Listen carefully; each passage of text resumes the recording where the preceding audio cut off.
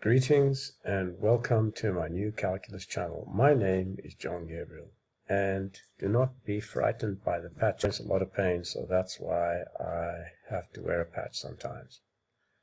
In this video I'm going to discuss what exactly is the mean value theorem about and why it is the most important theorem in calculus.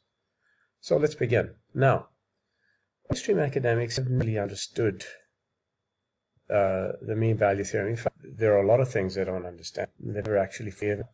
And what I'm going to do now is explain to you in this video that is about a level term, or what is commonly known in the mainstream as an arithmetic mean, which makes it possible to find areas and volumes in calculus. So,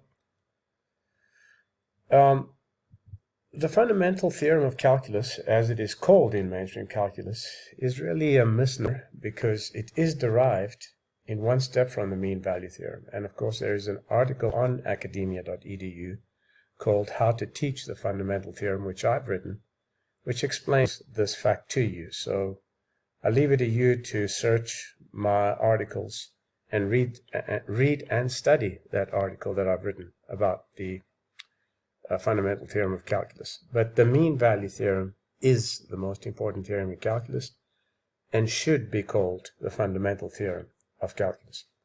So often the unremarkable and oft misleading statement of the mean value theorem is given as follows. The theorem states that the slope of a line connecting any 2 points on a smooth curve is the same as the slope of some line tangent to the curve at a point between the 2 points. In other words, at some point, the slope of the curve must equal its average slope, whatever the heck average means.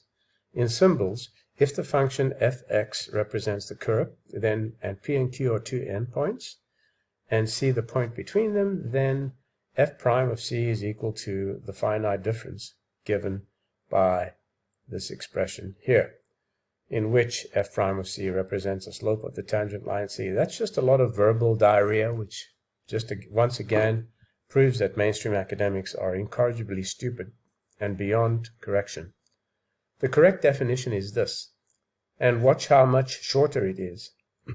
The theorem states that the level term, arithmetic mean of all the y ordinates of f prime of x in a given interval pq is equal to f prime of c for some c between p and q, where f prime of c is given by the difference. Now, notice I used f prime of x. It doesn't matter whether I used f prime of x or f of x, but I wanted to show that there is a relationship between these two.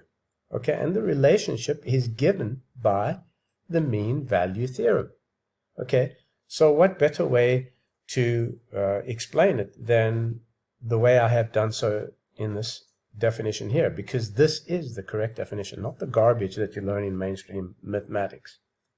I did this to demonstrate that the arithmetic mean of the derivative function y ordinates, in other words the y ordinates of f prime of x, has a level term or arithmetic mean f prime of c, which is given by the primitive or antecedent function f of x. In other words, it's given by this